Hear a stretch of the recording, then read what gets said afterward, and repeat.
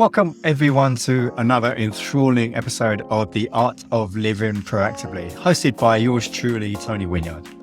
Today, I'm thrilled to have a poignant conversation with the prodigious Penny Kechagioglou. We're peeling back the layers on what it means to live a life full of purpose, all the way from the philosophies of Greece to the practicalities of modern day living. Don't miss out on this enriching exchange filled with wisdom and wit. Remember, if you enjoy the show, hit that subscribe button on your podcast player or on YouTube to stay updated with our episodes. We love to hear what you think, so please leave us a review and drop your comments on YouTube. And if you think this episode could inspire a friend, don't hesitate to share it with them. Stay tuned, sit back, and let's embark on another insightful journey together. Welcome to another edition of The Art of Living Proactively. My guest today is Penny Kechagioglou. How are you doing, Penny? I'm doing very well. How are you, Tony? I'm doing well, thank you. From your name, so you're originally Greek, are you? I am indeed. Yes. So how long have you been in the UK? More than half of my life, I would say. So I came to train as a doctor when I was 17 and I never left. I fell in love with the country, I fell in love with the people, the culture, and I made my family here. So here I am. But I'm going to start the episode in a different way from how I normally do. I'm going to read this parable to you and then ask you your opinion of what you think of this. In a lush and bountiful valley, there were two villages separated by a great river. Each year when the rainy season came, the river would swell and many villagers would fall ill from a mysterious ailment after drinking its waters. In the first village, the inhabitants would wait for the illness to strike and then call upon their healer. The healer, skilled and wise, would administer herbs and remedies to soothe the symptoms. The village celebrated him for his knowledge and the relief he brought. Year after year, they endured this cycle, always reacting to the sickness, grateful for the temporary reprieve the healer could provide. In the second village, a young woman observed the patterns of the sickness. She noticed how it always followed the rains and the rising of the river. Rather than wait for the disease to afflict her people, she proposed a solution. Let's build a well away from the river with clean water that won't be tainted by the rains. Many resisted, questioning the effort required for such a task. But the woman persisted, and with the help of like-minded villagers, they dug a deep well. When the next rainy season came, while the first village once again tended to the sick, the second village remained healthy, drinking from their untainted well. The two villages represent two approaches to health. The first is reactive, always waiting for problems to arise before seeking a solution. The second is proactive, observing patterns, predicting challenges, and taking action before problems occur. In life, it's often better to dig a well before you're thirsty. Beautiful. What do you think of that? Oh, that was beautiful. I always love analogies or metaphors, as we call them in Greece. Stories like that, which give important messages that we can apply in day-to-day life. And what's best example at the moment, what's happening in healthcare, isn't it, where I work, where we see everything as let's wait for the crisis to happen and we'll deal with it. And we put the best measures out and we work fast, we work collaboratively. Take COVID, for example. What a brilliant example. And then when things are calmer, we are not putting proactive measures for things to prevent from happening and develop in the meantime instead of wasting energy to treat something. It would have been marvelous to be able to prevent so many illnesses. I'm presuming when you first got into the medical world, would I be right in assuming most of your training is to react when people are ill rather than anything preventative in the first place? Yes, I would say in its majority, our training is learn how illnesses present and be able to treat them. But I wasn't satisfied with just that. And that's why when I finished my training and during my development and specialty training in oncology, I also trained in public health because I just wanted to understand the epidemiology of things and how we can use preventative measures to prevent illness, essentially, and even cancer. And that gave me a holistic view of the healthcare system and how we can see it both ways and maybe apply both ways, because we know that certain illnesses cannot be prevented.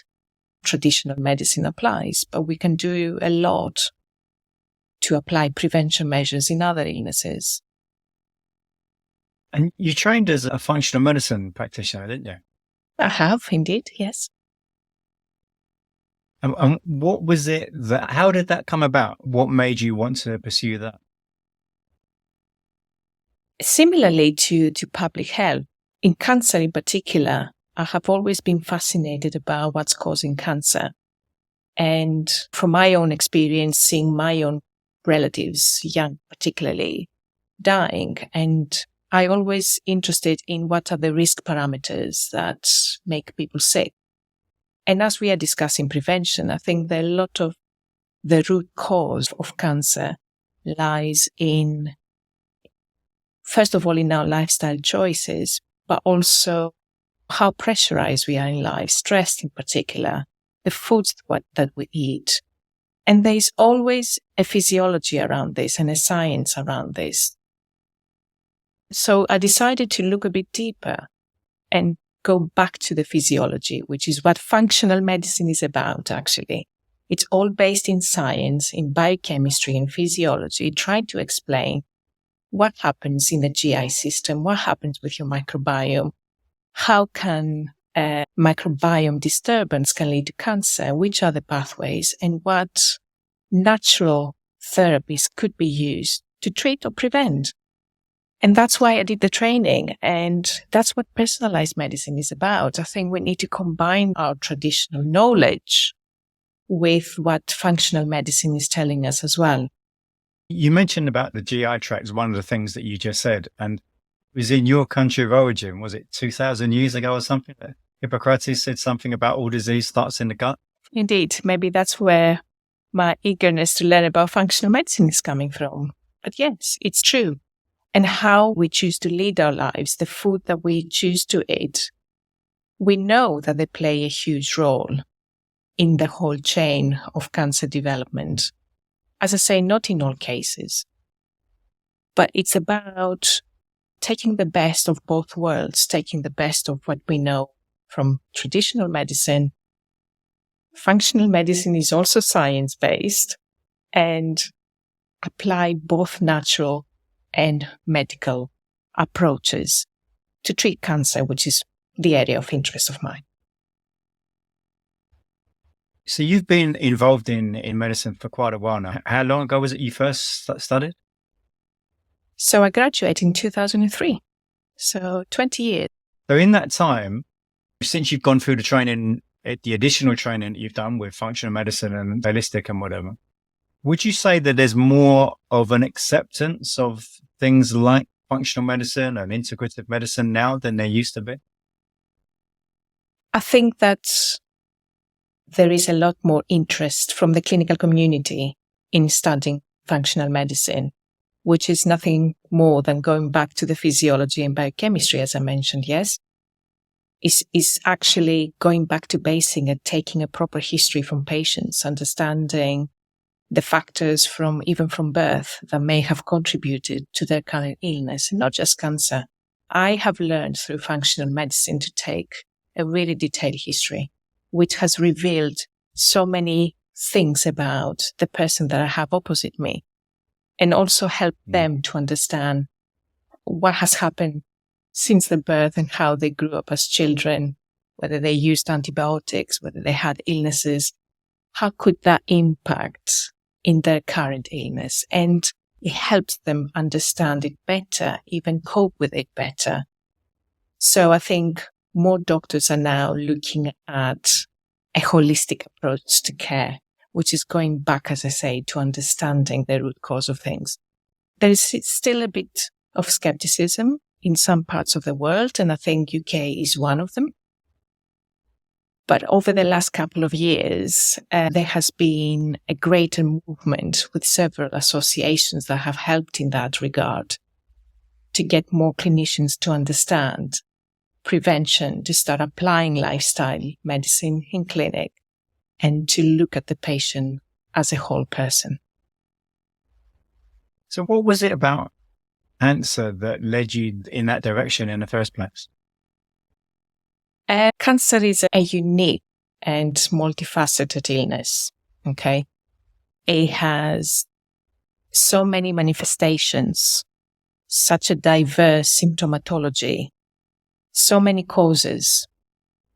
And it's an illness that doesn't just affect the person that has it, it goes through it, but affects the whole family, the whole network.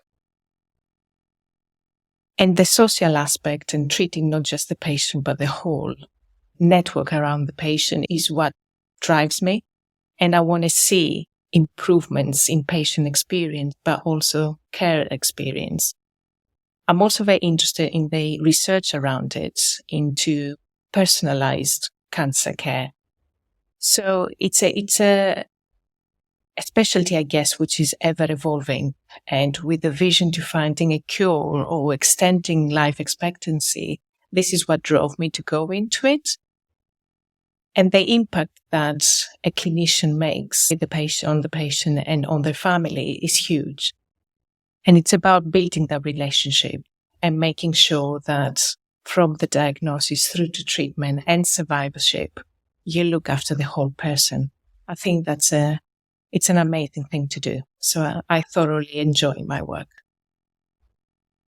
My perception, correct me if I'm wrong here, so the perception I have around cancer and funding, it seems that there's far more funding goes into researching drugs when someone already has cancer, and hardly any funding into how to stop it and lifestyle and preventative measures to try to stop people getting cancer in the first place. Sure. I think one of the reasons is, I agree with you, that cancer mutates and cancer changes according to what treatment we give. And it's unlike antibiotics. New bacteria get developed or different characters in the same bacterium, hence why we've got COVID and so many other illnesses and different types of influenza. And what are we trying to do? Find vaccines and find drugs to actually combat those illnesses. It's similar, okay? We are trying to make people longer, and we use traditional medicine methods to say, okay, you've got cancer. We're going to stop this from progressing. We're going to make you live longer. And then we forget to look upstream and say, okay, you've got cancer, but why did you get that in the first place? Who else has got cancer in your family? What has happened to your life the last couple of years? Did anything change that led you to this? And I think people have started to look into this, but we need to do more, because we need to look more upstream to stop people getting the illness in the first place. Something you just said then there about, I forget exactly how you said it, but you said, so who else in your family's got cancer? So is it a case then, if one person does get cancer, other people in that household should take extra measures or maybe go and get some sort of screenings or whatever? Not necessarily, okay? We know some cancers are caused by, 1 in 4 cancers are caused by lifestyle factors we talked about. They're not necessarily genetic, but a family, they may eat the same diet, they may have the same habits. So if, let's say, we address lifestyle habits in the person who has cancer, it's an opportunity to improve the lifestyle habits for the whole family to prevent others getting the same.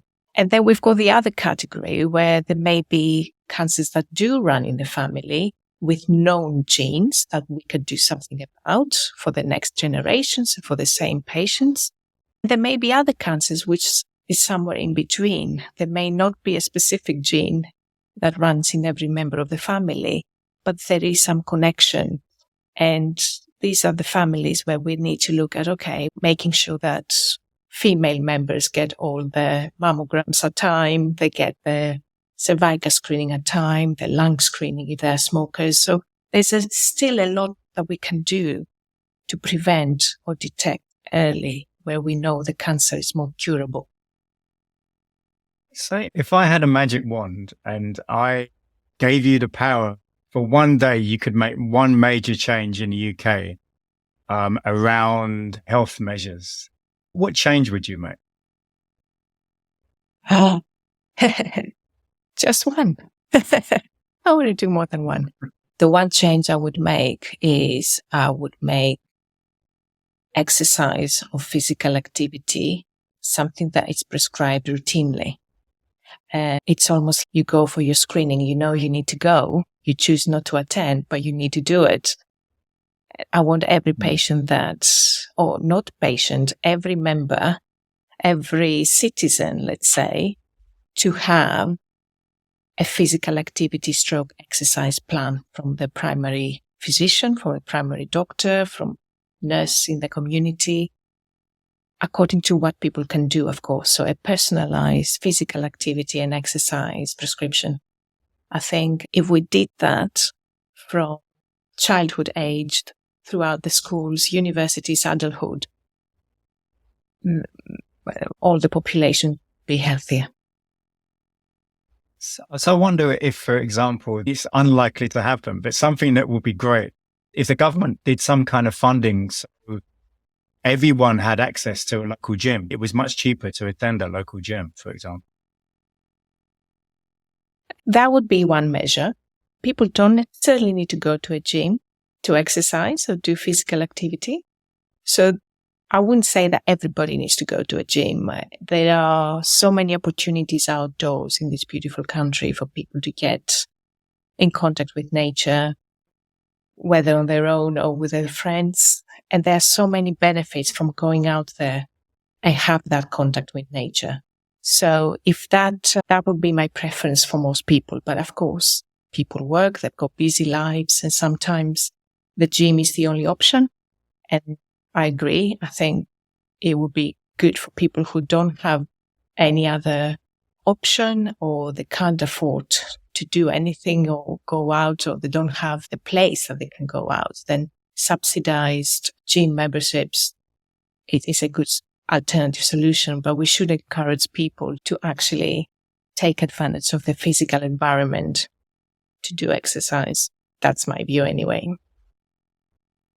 So you've been working with the cancer coach. How did you get involved with the cancer coach? And maybe you could inform people as to what is the cancer coach. Sure.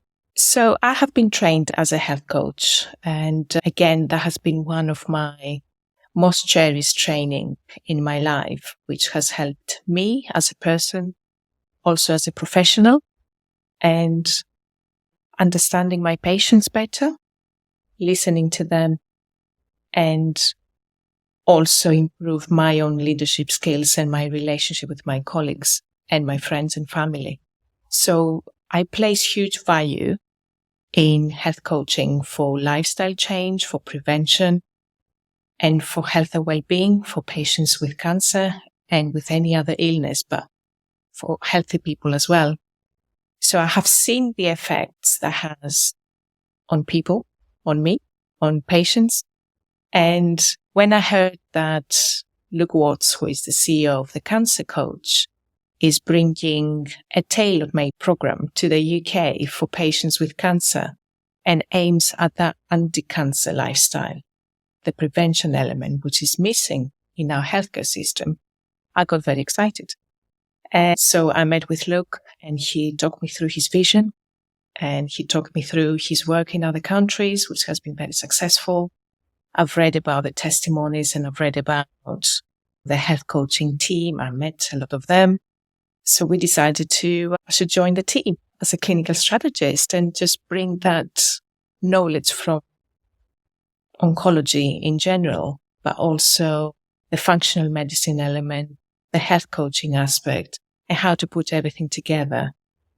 So we launched this Tree of Life program in the UK, which is already running in other countries as well. And we are hoping that more and more patients and also healthy people, employees or people who don't work, can join, and they can take it step by step, start from where they are, whether they have had a cancer diagnosis or they want to prevent cancer from happening. This is a very good evidence-based program for people to start from. And they have the opportunity to have one-to-one a group health coaching as well. So I'm really excited to be part of this, actually, because that's what we need in the UK at present. Do you think this could make quite a difference to how we typically treat cancer in the UK? I honestly do. Obviously, this should be seen in collaboration with other programs. There are lots of charities, for example, that support patients in many ways. It's not a program that prescribes or recommends a treatment, but it's a program that aims at that upstream element of the illness, which is our lifestyle. We know 1 in 4 cancers are caused by our lifestyle habits. How can we get to the point where we get that control and we change step by step the elements that we have control of? And people who suffer from cancer at any stage in the journey would say that the most important element is to have that control, understand the illness, understand what they have been doing, what they want to change, what they value most. And this is what the program is about. Part of the program involves digital health. Could you explain maybe more what digital health is? So digital health is using digital means, technology. Could be access through a mobile phone, an app. The program is accessible through an app, is accessible through any digital means. It's about creating that community. I think digital health brings that capability of linking people together from different parts of the country, but also from different countries. And that is very powerful. And digital health offers also personal monitoring. So you can link your devices with a software that can monitor your heart rate variability, your oxygen levels. So you can do a lot of self-monitoring as well to check the state of your health before and after doing the program. But for me, it's the network and the capability of joining webinars, joining discussion forums, messages, contacting a coach and having that one-to-one on a virtual consultation. These are all things that would never have been possible without digital health. One of the things you mentioned there was community. How important do you think community is in this? Extremely important. There's evidence that social isolation can increase the risk of cancer. Okay? This is a very well-known statistic. And it's important that particularly patients who are already diagnosed, that they build that community of support to exchange ideas, to check what they're doing is right, to even get motivated. But even people without cancer or having other illnesses, having a strong community really can help them get courage to go through that journey of illness, to get through treatment. They have somebody who can say, yes, it's okay, it's normal. And they have their clinician 24/7 to be able to answer that question. So having a community of people who understand and they've been through the same is absolutely fundamental. And also to have fun, not just talk about the illness, talk about everyday stuff and share good things. I think is amazing. The Tree of Life is not just about the online element of it. There's also going to be a face-to-face element as well, isn't there? Absolutely. And again, that's very important. Having that option to meet people face-to-face is absolutely critical, isn't it? We saw how difficult it was during the pandemic to do all the consultations online. And then when things calmed down, people started to come to clinic. And I think that physical contact is extremely important. So you said that, so now people are coming back to the clinic. And obviously during COVID, handshakes were outlawed almost. You're not allowed to shake hands. Do you think people are still quite scared to shake hands, or how is that now? It's improving slowly. And it's wonderful to see and have this physical contact. And again, touch is something extremely important. We know that there's therapeutic touch, isn't it? It's not just the handshake. The handshake's about that building that relationship at the beginning with the patient, but actually a therapeutic touch is extremely important for patients to reduce anxiety and build trust. So having that eye-to-eye contact in clinic, be able to handshake, and sometimes we do hug, because these are situations that can be very emotional, and you live with people throughout the journey sometimes for years, and you do build that relationship. So and people do need it sometimes to show their appreciation. So all of that is such wonderful, humane gestures. What would you say about the level of anxiety now generally in the UK? You refer to COVID or? In general. In general. Okay. I would say there is a lot of anxiety at the moment. There is, I think, anxiety about the complexity of the treatments. I would probably say my clinic time has probably increased by about 20% because of the complexity of the regimes, and people get overwhelmed. Okay. And sometimes you have to break the consultation into two to be able to get through the whole treatment plan. And that can be quite daunting for people. I think the other anxiety is about delays in making sure people are worried. Am I going to get my scan on time? Am I going to get a treatment on time? That creates natural anxiety.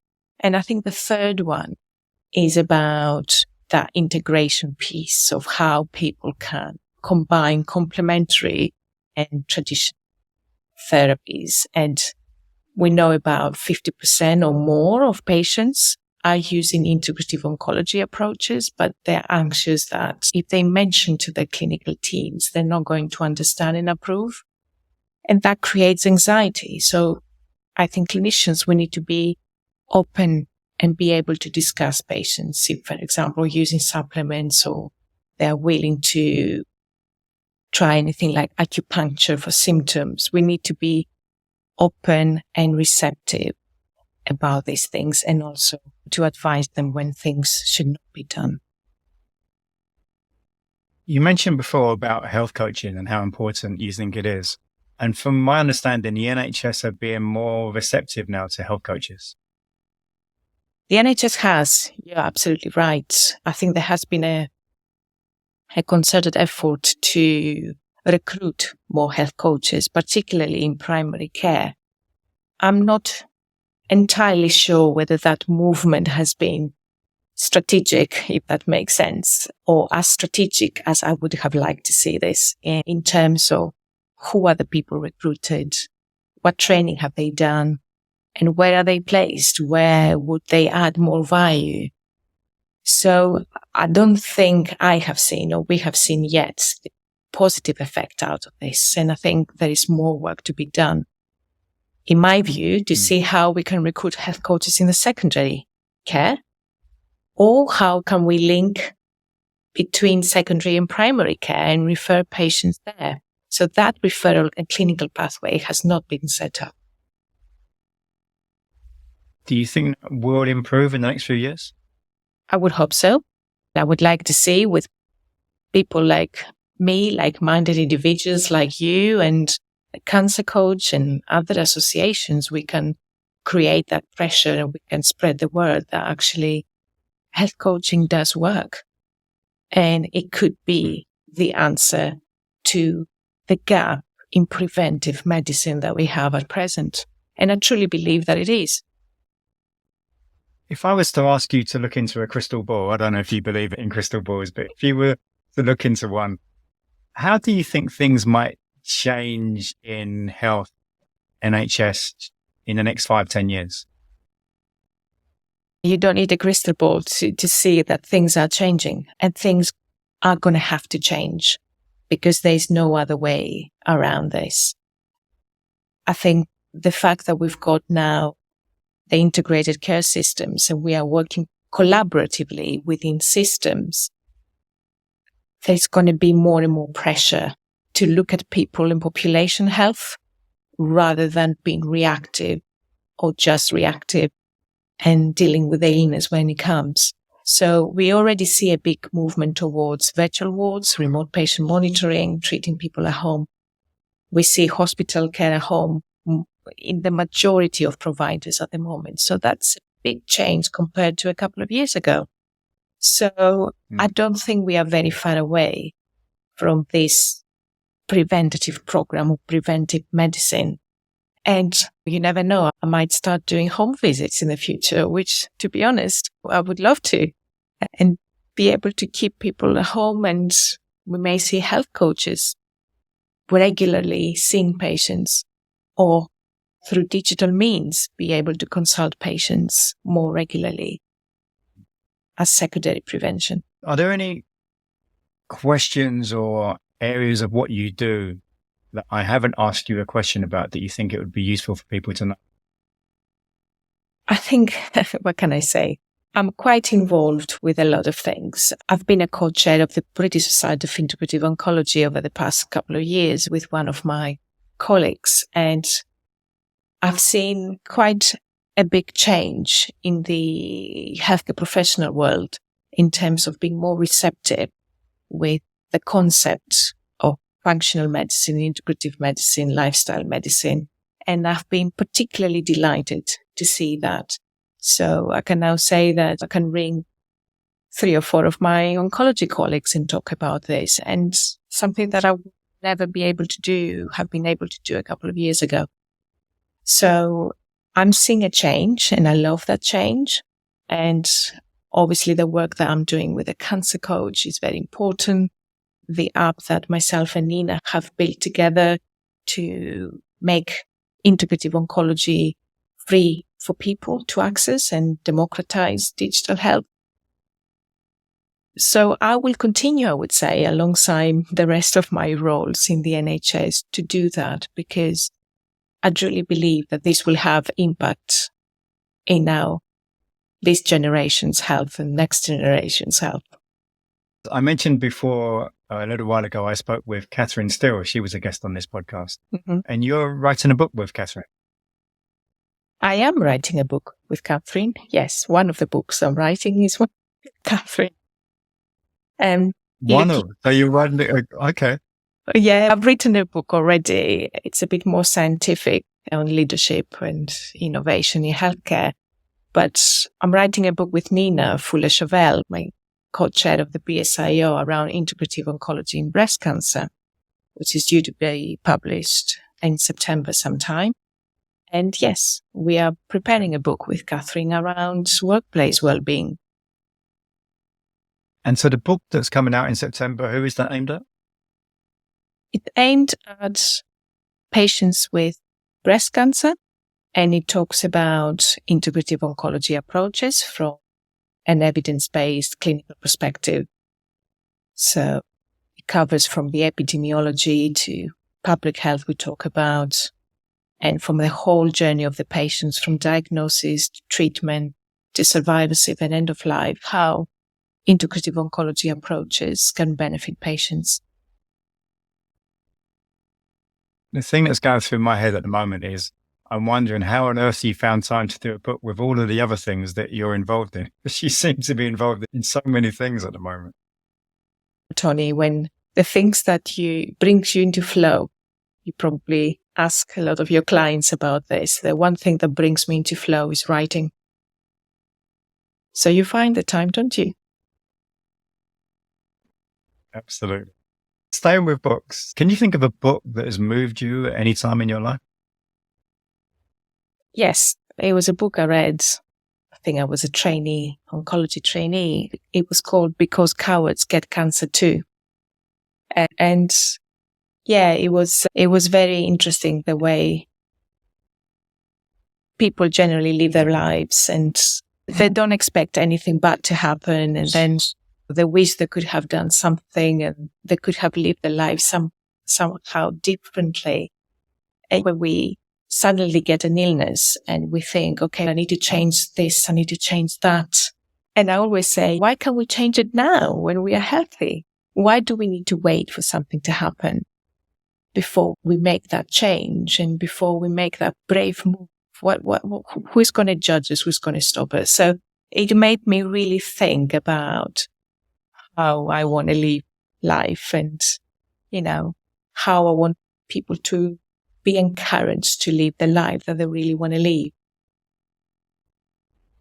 If people want to find out more about you, Penny, where would they look? Oh, they have to just ring me and talk to me. Okay. Yes. If you Google me, you'll find me. So yeah, if people want to get to know me, they need to talk to me. That's what I would say. Or they can read my books or both. I'll put links to the books and anything else in the show notes. So finally, can you think of a quotation that resonates with you for any reason? Yes, there is one. I might not say it exactly how it was said, but Branson has said, you first say yes to something and then you find the way how to do this. And this goes back to the value of bravery that I mentioned, that we lead our lives, we should lead our lives and do the things that sometimes we fear most, but we should not live with fear. If we want to do something, let's do something now. And it doesn't have to be perfect. I think if we love something too much and we are passionate about it, do it. I think that's a great note to end the recording on. So thank you, Penny. Thank you for your time. Thank you, Tony. I'm sure people have learned a lot from this. So thank you. Thank you very much.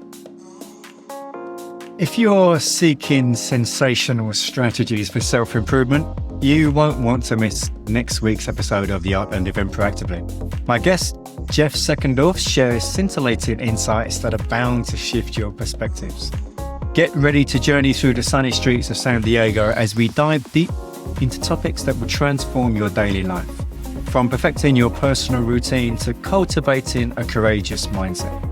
Jeff's wisdom is a treasure trove you won't want to overlook. So mark your calendars and prepare to be profoundly inspired.